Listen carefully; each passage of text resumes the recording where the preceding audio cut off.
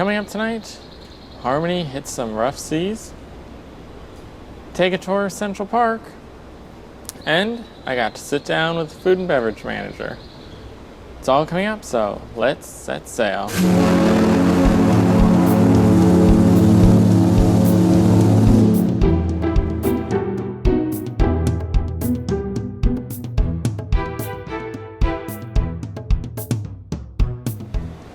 Welcome to day number 6 of the cruise view from onboard the Harmony of the Seas. Today was Friday, October 28th, 2016, and I'm coming to you from Central Park, right outside of Chop's Grill at the aft end of the park. And we do have one top story today. That is that last night at about 2 to 3 a.m. we made an emergency stop in Madeira for a medical evacuation. About 1:30 I saw the lights of the island off of the front of the ship, and from there it took us a little while to get in. We pulled right up to the island, stopped.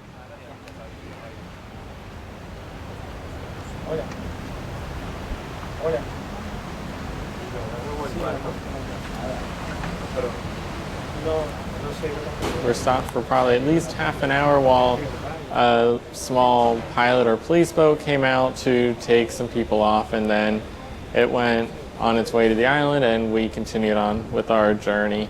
So it was about from 1:30 till I believe maybe 3:30 a.m. So it was about a 2-hour period that we were stopping at that island for. And that was along with what the captain had originally said, that we were going to be about 300 miles from Madeira after midnight, so I'm guessing he changed course slightly to get us closer, since we did actually stop at Madeira in order to accommodate that. But today was, of course, another sea day, as it will be every day till the end of the series, with our noontime location at 31 degrees and 27 minutes north by 20 degrees and 36 minutes west. At the time, the closest land was still Madeira at roughly 184 miles behind us, which means that we are now on our way off into the middle of the ocean. There was nothing closer than Madeira, which we saw, of course, roughly 10 hours earlier than that. Our weather for today, unfortunately, wasn't the greatest. We had sunrise at 9:41 a.m. this morning and a sunset at 8:34 p.m. tonight. We had a nice high of 73 degrees today, not too hot or cold, but unfortunately our forecast was for scattered thunderstorms, and for the most part all day was rather cloudy skies. We had some rough seas. You could really feel the ship moving around all day long, and unlike the past couple days that said scattered thunderstorms, today we did in fact see some thunderstorms. We saw a few showers throughout the day, but at roughly 1 p.m. we did see a thunderstorm. And those thunderstorms occurred off the aft of the ship after the rainstorm passed over us. Those storms lasted until about 2:30 today, and then things seemed to really improve. We had some patchy blue skies even throughout the evening. As for the winds, they were roughly 30 knots at noon today, with much higher speeds in the morning, and this evening they're projected to exceed 50 knots. So obviously those kinds of weather conditions had a little bit of an effect on our compass, which is what we're going to take a look at now. This morning, once again, I started with another David Kirkpatrick lecture. This time it was the making of Top Gun, in which he spent a lot of time going through the process of creating the film Top Gun, a lot of inside stories about different events and things that went on behind the scenes of that production. And it was, I think, one of the better ones that David Kirkpatrick has done. All of them have been great, but this one really had a lot of insight that you don't typically hear about or know about, because it's only known to the people involved, which he was one of. And that event was very well attended for a lecture. Probably half of the lower level of the theater was full. It was extremely full when you consider that most lectures get maybe a tenth of that theater, so that was a very large crowd. The weather probably played a little bit of a role in that, but I think a lot of people are hearing about how well received these David Kirkpatrick lectures are, and they have also been playing them back on TV. Tonight I just saw the one from the first day was playing, so they've been playing all the ones that he's done so far. So I'm sure people are picking up on them in their cabins and then going to attend them live as well. Then throughout the day, for the most part, things outside had to be shut down. The pools were somewhat operational. One of the pools was drained. The splash-away bay was, for the most part, closed down. But the beach pool was open, though the chairs were stacked up and put away. And the other pool was fully operational with the chairs and everything out. A few people did choose to go to the pool, but the slides were not open because of the winds, along with deck 16 was entirely closed due to those high winds as well. In the sports area, the only thing operating seemed to be the miniature golf and the flow riders. Just kind of surprised the flow riders were operating with the movement in the ship, but for the most part they seem to be successful not only with the boogie boarding, but they even had surfing going on, which usually gets cut under any rough conditions. It all continued to operate until roughly 1 p.m. while in the windjammer having lunch. All of a sudden there was a flash of light and the whole ship took a big shudder with the crack of thunder, and immediately everybody was evacuated from the flow riders and promptly shut down.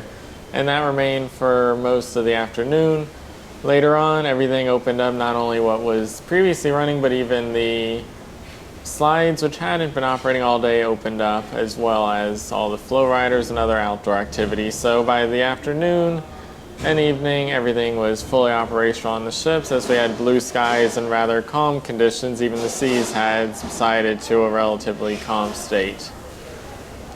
And then for dinner tonight, it is day 6, and it was the second formal night. There will be a total of 3 formal nights on this cruise, along with, we know of at least the one smart casual from last night.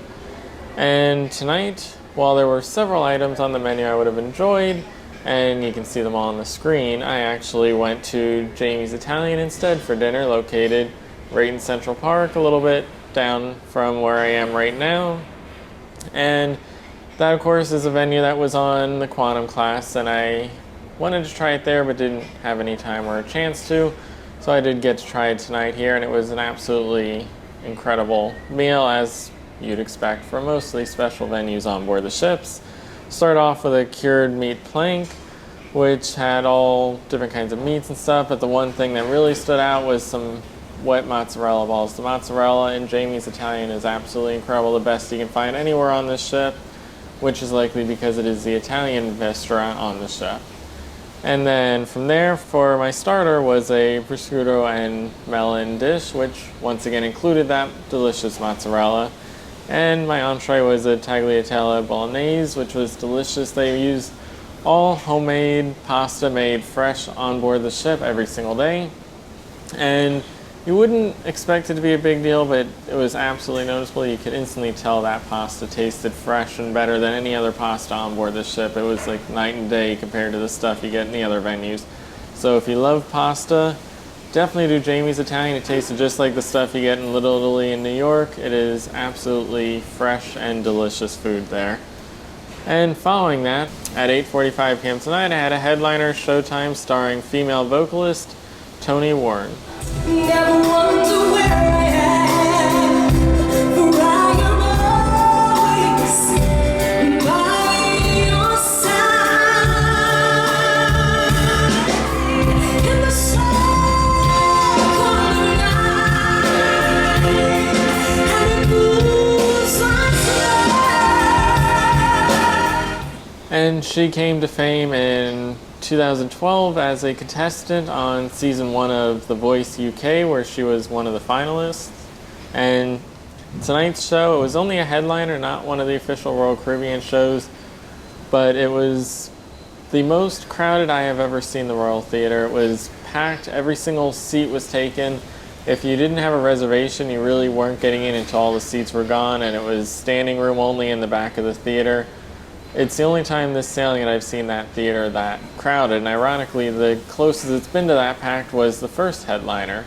Greece did not really seem to fill the theater as much. We'll see if Columbus fills it like this, but tonight it was absolutely packed to see this headliner, and she put on an incredible show. If you like singing, which is a very subjective one, it's with the comedians and the jugglers, you know, the comedy helps balance things, but the singers are much more subjective. Then tonight at 3 a.m. we once again have another time change. 3 a.m. it'll go back to 2 a.m. We'll get a bonus hour of activities or sleep. This puts us in line with Greenland on the map, so we're once again getting closer to the US and lining up with the US's time zone. We're now starting to exit Europeans' times. And that will, of course, be the last item for today. Up next, we got our venue tour. Today is the location I'm currently in. We're going to take a look at Central Park, one of the largest areas on board the Harmony of the Seas, located directly in the center of the ship, pretty much the #1 area visible from all over the place.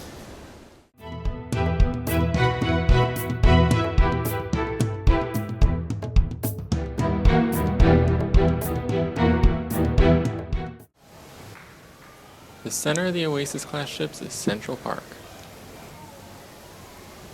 Located on Deck 8, this area of the ship is open above it and features skylights down into the Royal Promenade below it, allowing people on Deck 16 by the pool to look all the way down to Deck 5. This vast space became the first living park at sea with a collection of thousands of trees, shrubs, and flowers. While much of Central Park is designed to deceive and hide things, none of the plants are fake.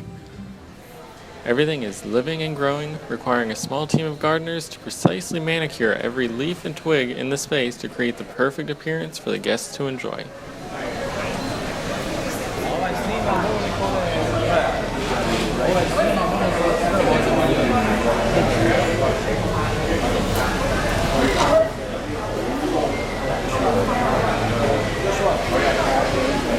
This includes the largest feature of the venue, the living wall, which has been completely redesigned into a solid wall of life instead of rows of planters as previously seen on other ships.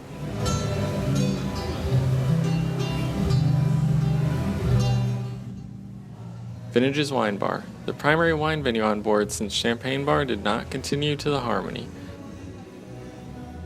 This venue features a traditional, more upscale bar for ordering drinks by the glass or bottle, as well as a wall opposite the bar that allows you to purchase your own wine by the glass on demand. This venue features wine tasting and classes, as well as some relaxing and classical music performances from time to time.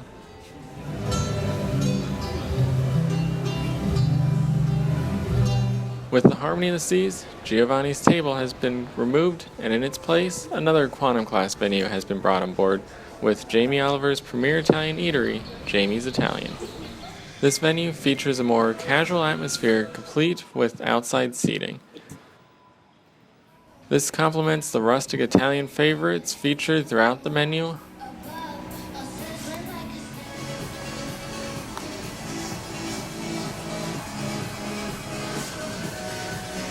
But what sets Jamie's Italian apart from the rest of the Italian food served throughout the ship is the homemade pasta made fresh daily on board.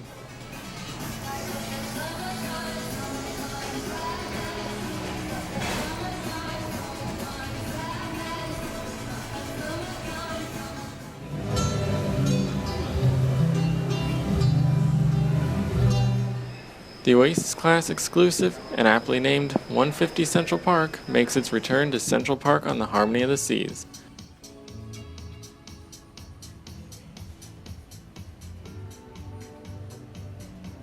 This upscale dining venue has seen a rethinking of the concept with the new ship.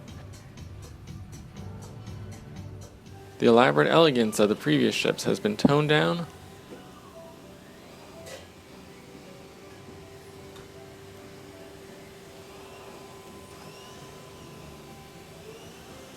while the 6-course menu has been replaced by a more traditional menu, with an option to purchase either a 3- or 4-course meal.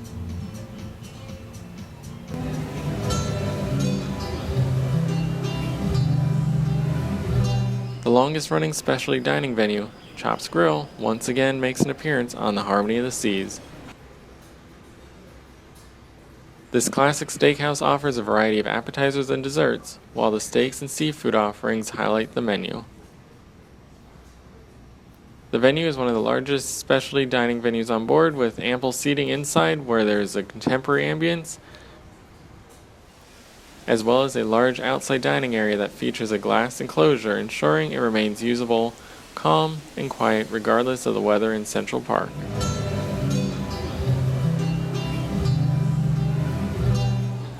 The signature complimentary venue of Central Park, though, is Park Cafe.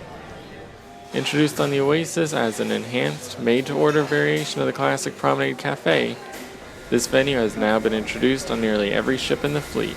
Back where it all began on the Harmony of the Seas, it has taken some of the previous evolutions to add digital signage, larger open space, and greater division between areas.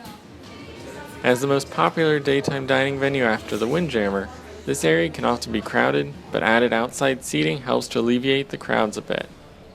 Serving breakfast, guests can enjoy yogurts, cereal, a made-to-order bagel bar, a variety of pastries and hot breakfast sandwiches and burritos, parfaits, fruit, and oatmeal.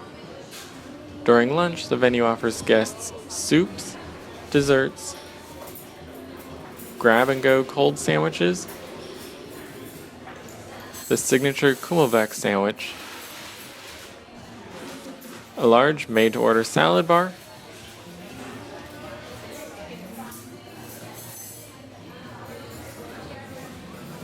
hot paninis,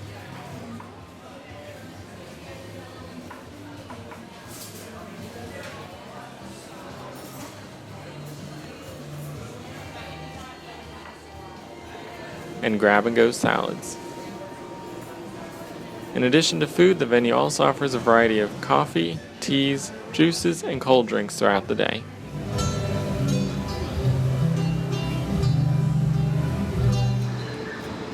A small section of the forward port side is utilized for shopping. These have varied between Oasis-class ships, with the Harmony of the Seas featuring the upscale brands of Hublot, Cartier Omega, and Bulgari.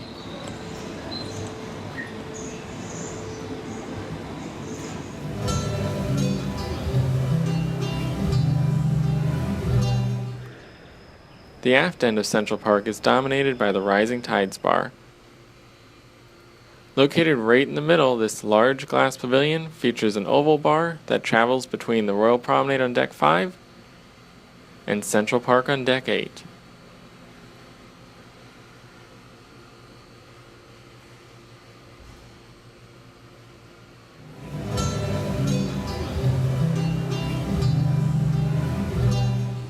The trellis bar takes what used to be a small central bar in the original Oasis and gives it a larger and more official atmosphere right in the middle of all the nature of Central Park. The perfect bar to spend a quiet, relaxing night at. Whether you're looking down from one of the Central Park balconies, taking a break to sit and talk, or simply strolling through from one end of the ship to the other, Central Park is the perfect place to escape from the chaos for some peace and quiet.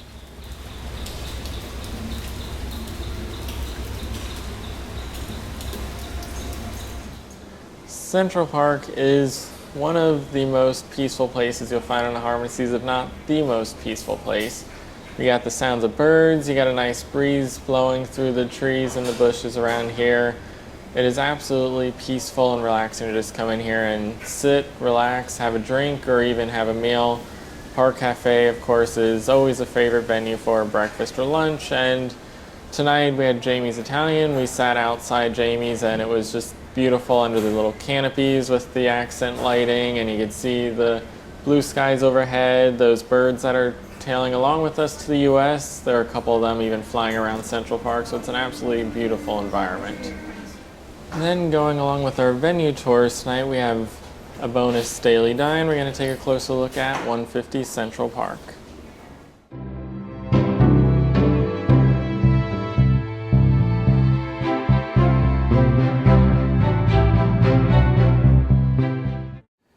So, good evening ladies and gentlemen, my name is Marlon and welcome to 150 Central Park, one of the most elegant and simple American dining. by Michael Schwartz, one of the very famous celebrity chef from Miami, and he won from the James Beard Award in 2010. One of the very famous interesting here in 150 Center Park, we have 6 different types of sea salt around the world, and it's 6 different tastes also. So we always start from the lightest going to the strongest sea salt. So the first one, we have a sea salt from the Mediterranean Sea that is from France, and we call this one sel de mar. The sel de mar is only regular salt that normally used in cooking to our home. And the second one is the sel de gris. The sel de gris is a taste like a dry herb, or like a dry herb. Okay? And the third one is from the Murray River, Australia, and we call that one pink flakes, and it tastes like a rose petal. As you can see here, the red one, that one is from Hawaii, and we call that one alia. And this one is a spicy cinnamon flavor. And representing from the United States, from Washington State, that one is a taste like a smoky barbecue flavor. And the last one is from Himalayan sea salt. From Himalayan sea salt, that one is a taste, it contains of, lots of mineral, and also from Spain. All right?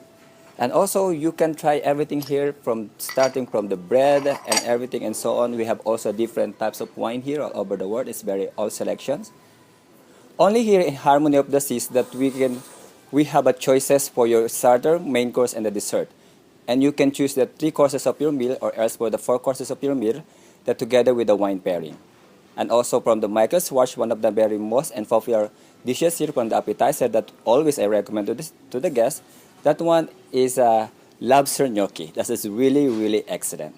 Lobster gnocchi, it comes with the baby carrots and also with the fried onion, with the microgreens for your garnish, and also finish with the carrot butter sauce. And the second one that I really, really like it, that one is a veal bolognese pasta. It's a ravioli pasta with a sub of veal bolognese inside, with the chef parmesan cheese, with the microgreens for your dressing, and the tomato base for your sauce.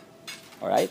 And also one of my recommendation here for your main course or for your entree here by Michael Schwartz, that one is a mahogany black codfish. That one, it comes with the whipped parsnips with the bok choy, and also with the sauce of the honey mustard sauce. That is really, really excellent. The twist how they cook is marinated also. And the last one, that one is short ribs, the braised short ribs. That one is marinated for 12 hours, and then with the walnuts, with the garlics, with the microgreens for the dressings, and also with the puree of the butternut squash. That is really, really amazing. I hope you can try it. And we have only here in Harmony of the Seas that we have a ribeye. The ribeye is we have a 23 ounce that is good for 2, and it's a very famous here. And also if you want by the single, we have a 12 ounce. All right, so we're looking forward to have you on board and to dine with us in 150 Center Park. See you soon. So Central Park is not only the heart of the ship, it is also the center of most of the specialty dining venues and where you'll find most of your food in general on board the Harmony of the Seas. So today, to go along with Central Park, we've got an interview with the food and beverage manager who's responsible for all these venues, somebody that we met back on the Quantum of the Seas and were reunited with on board this sailing, Catalin Buta. A wise man once said, a man can not only live on love, he also needs to eat and drink. So we got ourselves the food and beverage director. Joining us from Romania, here is Catalin Buta.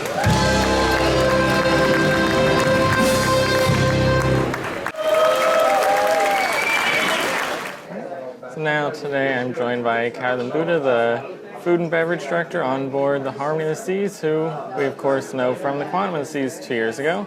Thank you for joining me. Hello, nice to see you again. Yeah. So since we last spoke on the Quantum, what have you been up to? Well, since the Quantum project, I was responsible to launch Anthem. So we launched Anthem from all the F&B perspective and as well as Harmony of the Seas. So since last time we met, we actually launched another 2 ships. Yeah. And then when we're on Quantum, one of the biggest stories, of course, was the dynamic dining. That was when it first launched. A lot has changed since then. What kind of changes have gone on there? Yes, a lot of changes have happened. We know dynamic dining was one of the focus at the moment.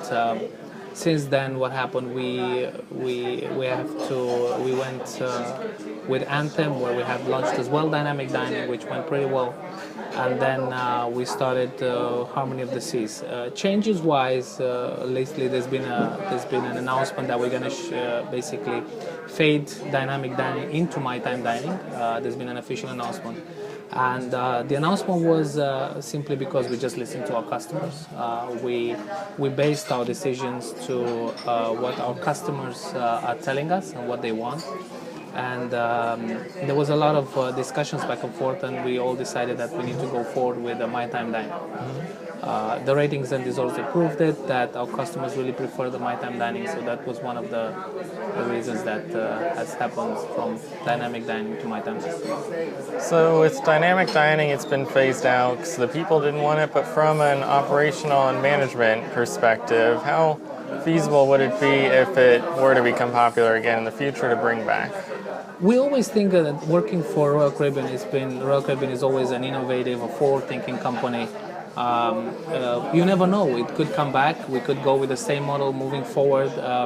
As I mentioned before, I think it's all about listening to your guests, see the trends, what is coming up, and that's one of the reasons that I love working for this company. It's simply basically being innovative. Harmony of the Seas proves it in its own, and trying to always be ahead of the game in terms of dining styles and preferences of our guests. And of course, it's always a combination. What I always think is between what a ship has to offer and in terms of the hardware, and of course what the market and the customers want. So could come back in the future. You never know what the demand is in the future, and all of this is based on feedback. Guest feedback, which for us, that's what brings the success of every product that we have. Listen to your guests and make sure you have the right product for the guests that you have on board. Then this current sailing is a transatlantic, so it's a transition between Harmony's European season and her North American future career. What is that change like for the dining side? A huge impact on the ship. Everything has been planned for, I would say, at least 1 month and a half. It's been tremendous planning. From number one, from the training of the crew to be able to start to cater towards the American guests, service style, food, menus, menu offerings, and as well as, of course, the dynamics of the ships in terms of traffic. We have our lesson learned because Royal Caribbean is doing transatlantic yearly, so there's plenty of transatlantic voyages for us to look back upon. And one very good thing that we do, we just plan it accordingly based on lesson learned. So in terms of provisioning, in terms of scheduling, manpower, and making sure that we're properly staffed to bring this new marvel to USA. Provisioning has been quite a huge focus to make sure that you have the right product and sustainability on board. Training of the crew is a huge focus to make sure the crew is ready and start to cater towards, and our trainings are guided towards that. Making sure that our programs and our entertainment, of course, are really focused, is a huge major focus on that as well. And we have our guest demographics that are detected in this. So we know in advance, 90%, 95% actually, if I would say, what type of guests we'll have for the crossing. And we cater to that. What is our nationality demographic, the counts by each nationality, and the lesson learned, and this is the main driving factor that we have when we plan our voyages, and especially a transatlantic. Yeah. So with such a long sailing, 13 nights compared to the Oasis class, the usual 7, how have you had to deal with the extra supplies needed for this voyage? Our inventories, as I mentioned before, we have our historical data from other ships, and we have our lesson learned where we actually know each and every product that we have to order. And we use those lesson learned to place our orders in advance. So we were really well prepared for all of it, and we haven't had any issues so far. So I think we're good to go, ready to come into US. Yeah. And then with 13 nights, Royal Caribbean is obviously not in the habit of repeating menus. So how have you dealt with the fact that there are an additional 6 or so menus that have never been served in the main dining room and will likely never get served for the foreseeable future again? That's correct. We have our new menus. We have some corporate chefs on board right now, which have been with us from the beginning. Our planning was to bring them on board. We have sent the menus to the ship far in advance to this, and the tastings have happened far in advance. So execution for us is pretty straightforward because we have our mise en place and a proper training in place before. And we have corporate chefs on board at the moment from shoreside that we have sent to other ships before to make sure that we have these implementations. So far it's going very well. We haven't had any issues in terms of production, execution, and I think we're in very good state. And then with all the extra Crown and Anchor members on board, what kind of impact has that had in your planning? It's definitely an impact on the crew because it's a lot of our loyalty program it's one of the best in the cruising industry. So if not, I would say the best in the cruising industry as per what I hear. Yes, it is an impact on the ship. However, our Crown and Anchor are loyal to us because they know what a transatlantic cruise is. So they are really well aware of the impact on the ship.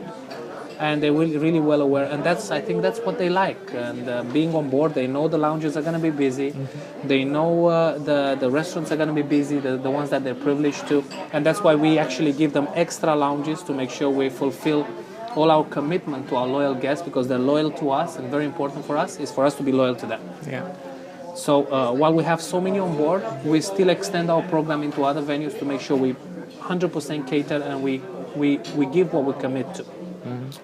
So while it's busy, guests understand that because that's what they're here for and that's what they love. They love to meet each other, they love to see each other, and transatlantic cruise, that's what it's all about. It's our show of commitment to our loyal guests that we are who we are because they are a really huge part of it. And we are committed to delivering them what we promised.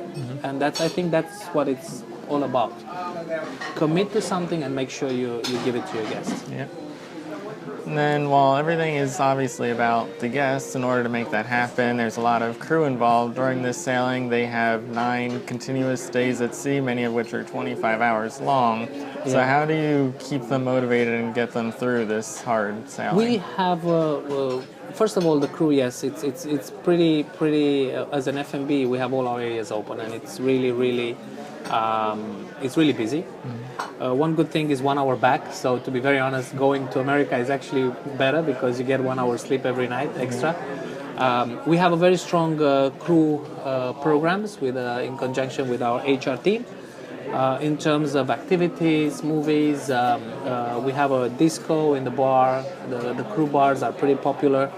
And we engage with them a lot, and we acknowledge all the hard work because in the end of the day, it's all about acknowledgement.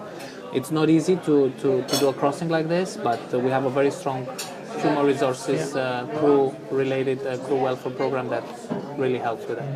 All right. And then is there anything else you'd like to tell people about Harmony? Harmony is coming to US. I think the US is ready, and we are ready to bring this beautiful ship to Miami, to Fort Lauderdale. So we're really looking forward to being there. I think we're ready, and we're very excited to have an amazing ship. The 3 sisters, how we call them. Now Harmony is joining Oasis and Allure in US, and we're really excited to bring it to the world. So America, here we come, and we look forward to be there. Thank you. Thank you. Nice to see you again. Thank you. And so once again, I want to thank Catalin for taking the time to talk to me about all the dining on board the Harmony this season. Of course, dining is one of the areas where Royal Caribbean has been going through a lot of changes with dynamic dining coming on board, and then of course being removed from all of its ships recently. So this is an area that's been going through a lot of turmoil and changes, but currently the Harmony of Seas is the latest product of what they're offering, and so far this voyage, as you've heard every single night, this food has been absolutely incredible. Every menu has been top-notch, and really seems like dining as a whole has taken another turn towards a much newer, more modern, and much higher quality offering throughout the ships in the fleet. So that about does it for today. Thanks for watching. Once again, I am Picone, and stay tuned for tomorrow, of course, another sea day, and stay tuned for the links.